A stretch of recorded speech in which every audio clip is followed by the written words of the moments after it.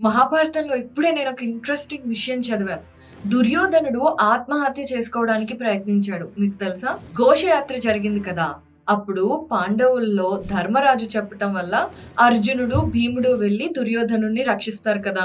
ఆ తర్వాత అదే రోజు నైటు శకుని, కర్ణుడు, యుయుత్సుడు ఇలా అందరినీ పిలిచి నేను చచ్చిపోతాను అని డిక్లేర్ చేసేసాడనమాట. ఎందుకు అంటే పాండవుల ద్వారా తను రక్షింపబడ్డాడు కాబట్టి రాజ్యానికి వెళ్ళినా రాజుగా గౌరవం ఉండదు, ప్రజలందరూ అవహేళన చేస్తారు. పైగా పాండవులు తన శత్రువులు. పాండవుల చేతుల్లో రక్షింపబడిన ఈ జన్మ నాకొద్దు అని నారబట్టలు కట్టుకొని అక్కడే నిరాహార దీక్ష చేయడం మొదలుపెట్టాడు. అప్పుడు ఏమైందంటే శుక్రాచార్యుడు వెంటనే కృత్య అనే రాక్షసిని క్రియేట్ చేసి భూలోకానికి పంపించి దుర్యోధనుడిని కిందకి పాతాళానికి తీసుకువచ్చాడనమాట. అప్పుడు అక్కడ దానవులు అంటే రాక్షసులు చాలా ఇంట్రెస్టింగ్ విషయాలు చెప్పారు. అందులో ఒకటి ఇప్పుడు నేను మీకు చెప్తాను. హతస్య నరకస్మాత్య కర్ణమూర్తి ముపాశ్రిత తద్వైరం సంస్మరన్ వీర యోత్స్యతే కేశవార్జున.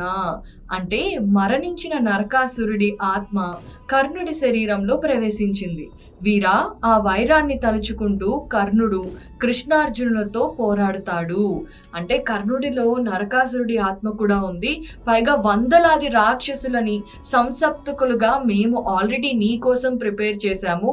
పాండవులు దేవతల తరఫున పోరాడుతున్నట్టయితే దానవుల తరఫున పోరాడడానికి నువ్వే మాకు దిక్కు, నువ్వు పోరాడాలి, ఏం పర్వాలేదు. భీష్ముడు, కృపాచార్యుడు వాళ్ళ మనసుల్లో కూడా రాక్షసులు ఆవహించి అప్పుడు చుట్టాలు, స్నేహితులు ఇవన్నీ లేకుండా చంపేస్తూనే ఉంటారు కాబట్టి విజయం నీకు దక్కి తీరుతుంది అని ఫుల్గా కాన్ఫిడెన్స్ ఇచ్చారు. ఆ ధైర్యంతో భూలోకానికి వచ్చిన దుర్యోధనుడు ఆత్మహత్య చేసుకోవాలి అనే డెసిషన్ని వెనక్కి తీసుకొని మళ్ళీ రాజ్యానికి వెళ్ళాడు.